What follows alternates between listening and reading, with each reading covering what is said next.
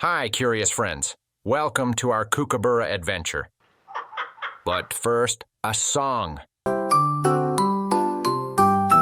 Kookaburra, kookaburra, ha ha ha ha ha ha.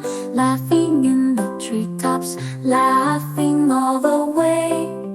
Kookaburra, kookaburra, ha ha ha ha ha ha.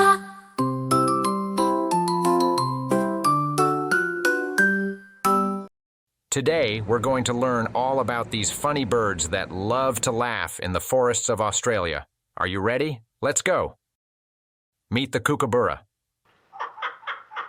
It has a big beak, fluffy feathers, and loves to live in trees. Can you say kookaburra? Great job. Kookaburras live in the forests and woodlands of Australia. It's a big country down under. Listen closely. Kookaburras don't sing, they laugh. Isn't that silly? It's how they talk to each other. What do kookaburras eat? They love to munch on bugs and worms. Yummy. When it's time to rest, kookaburras sleep in trees. They like to stay up high, where they're safe and sound.